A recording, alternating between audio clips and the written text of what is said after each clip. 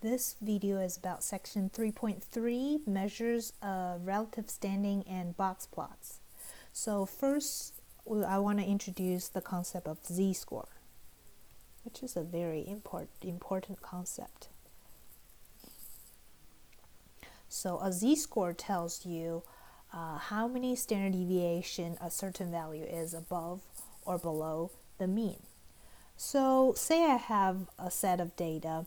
The mean of the data, let's say it's 50, and the standard deviation, let's say it's 10 deviation. All right, so I will draw a graph here. In the middle, it's 50. All right, so the value of 50 is 0 standard deviation above or below the mean, right? Because it is the mean itself. So the z-score is 0. How about 60? Well, 60 is 1 standard deviation, which is 10. 1 standard deviation above the mean, and the z-score is 1, right? Similarly, 50 plus 2 times the standard deviation will be 50 plus 20, right? 70. The z-score is 2, right? So, of course, 80 here, the z-score will be 3. On this side, 40 is 1 standard deviation below the mean, right? And the z-score is -1. 30 is 2 standard deviation below the mean, and the z-score of it is -2. And 20 has a z-score of -3 because that's 3 standard deviation below the mean, which is 50. Right. Last time, we talked about range rule of thumb. It's telling you any value that is 2 standard deviation or above the mean, we call it significantly high, right? So in this case, 70 or above is 2 standard deviation or more above the mean. So that's considered significantly high values. Right? So in other words, any value with z-score of 2 or above, z-score greater than or equal to 2, will consider significantly high values. Right. Similarly, if your z-score is -2 or below, then this value is significantly low.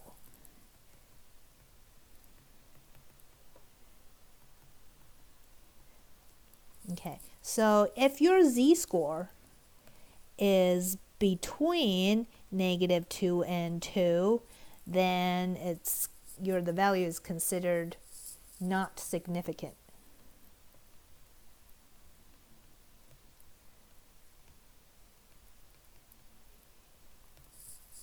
Okay, now how do we calculate the z-score of a certain value?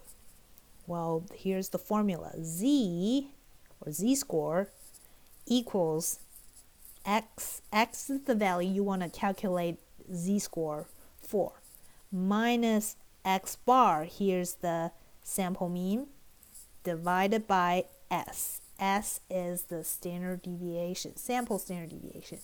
This tells you how many standard deviation this value x is above or below the mean x bar. So for example, right, I have a score of 74, for example, and I want to know the z-score of 74. Score, using the mean as 50, standard deviation is 10. So the z-score of 74 is, first you use 74, which is the x here, right? It is the value you want to find z-score for, minus the mean. We already know the mean. X bar is 50, right? That's the sample mean. Minus 50 divided by your standard deviation. S here is 10. Divided by 10, that's 24 divided by 10, which is 2.4. Okay, so the z-score for the value of 74 is 2.4. Question, is 74 considered significantly high? Yes, right, it has a z-score of a z-score greater than 2. Right, it's 2.4. Okay. A z-score also tells you how extreme your value is, right? Say I have a value with a z-score of, let's say, 3.1, and another's a value with a z-score of negative 5.2, right?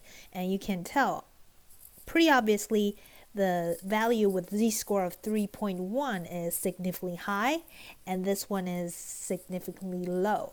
But which one is more extreme?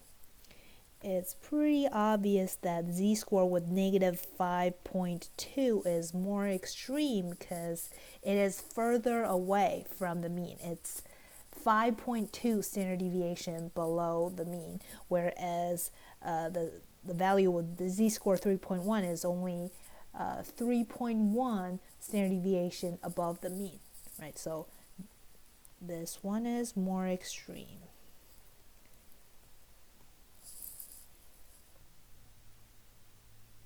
Now let's look at one example.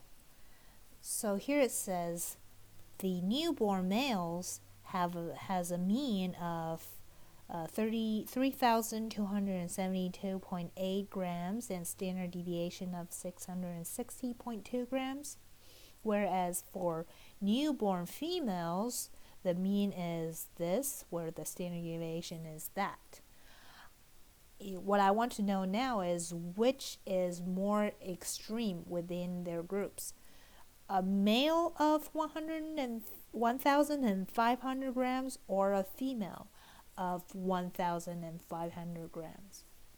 So first thing we want to do is find the z-score of 1,500 grams within the newborn males, and find 1,500 grams within the group of newborn females. So start from this one. Well, the z-score is equal to, first, the value you want to find z-score of, which is 1,500, subtracted by the mean, which is 3,272.8 grams, and divided by standard deviation. Right, so after calculation you will have, round your answer to negative 2.69, right? That's the z-score for this male newborn of 1,500 grams. Now let's calculate for the female. Similar procedure. The z-score is equal to, first, the value you want to find the z-score of, minus by, the mean here is different, divided by the standard deviation of female newborns. And after the calculation you will have negative 2.18. Okay, so if you compare the two z-scores, this one has a higher absolute value, right? That means a newborn male with weight of 1,500 is more extreme, or it's more significantly low, right? So this is more extreme.